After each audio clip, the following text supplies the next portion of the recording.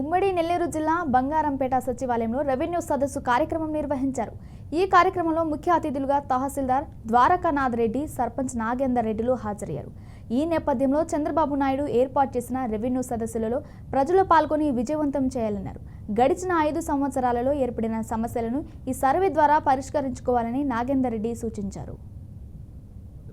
శ్రీ నారాయణ చంద్రబాబు నాయుడు గారు గత ప్రభుత్వంలో జగన్మోహన్ రెడ్డి చేసిన రెవెన్యూ శాఖలో పలు తప్పుదాల కారణంగా సర్వే అని చెప్పి రీసర్వే పేరుతో పలు అక్రమాలకి పలు రైతులు వాళ్ళందరూ ఇబ్బంది పడ్డ కారణంగా ఆ రెవెన్యూ సర్వేలకి వల్ల ఇబ్బంది పడి ప్రజలు ఎంత ఇబ్బంది పడుతున్నారని రెవెన్యూ సదస్సులు నిర్వహించాలని తీర్మానించి గత నెల నుంచి ఈ నెల 8వ తారీఖు వరకు ప్రతి గ్రామంలో ఎన్ని రెవెన్యూ గ్రామాలు ఉన్నాయో అన్ని రెవెన్యూ గ్రామాలకి ప్రతిరోజు ఒక్కొక్క గ్రామంలో రెవెన్యూ సదస్సులు నిర్వహించి వాటి సమస్యలు 45 రోజుల్లో అర్జీ ఇచ్చిన వెంటనే 45 రోజుల్లో పరిష్కరించే దిశగా శ్రీ నారా చంద్రబాబు నాయుడు గారు ఒక కార్యక్రమాన్ని రెవెన్యూ సదస్సుని తీసుకురావడం జరిగింది.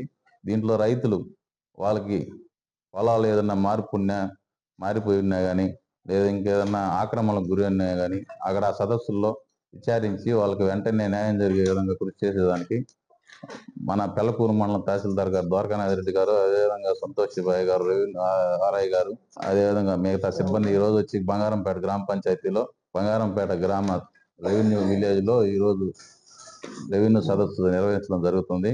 దీన్ని గ్రామ ప్రజలందరూ వినియోగించుకొని వాళ్ళ సమస్యలు తీర్చుకుని పరిష్కార దిశగా ఎటువంటి ఇబ్బందులు లేకుండా గతంలో ఎల్పి నెంబర్లు అనేటివి పెట్టి వాటి వల్ల చాలా ఇబ్బందులు గురి అవుతున్నారు. మా డిమాండ్ ఏంటంటే ఆ ఎల్పి నెంబర్లు రద్దు చేసి పాత విధానంలో సర్వే నెంబర్లు ఉంచితే బాగుంటుందని దీన్ని ప్రభుత్వం దృష్టికి కూడా తీసుకుపోయి మా ఎమ్మెల్యే గారి ద్వారా దాన్ని రద్దు చేసేదానికి పాత పద్ధతిలోనే ఉండేదానికి జరిగేలా చేసేదానికి కృషి చేస్తామని తెలియజేస్తూ ఈ అవకాశాన్ని గ్రామ ప్రజలు వినియోగించుకోవాలని కోరుకుంటున్నాను.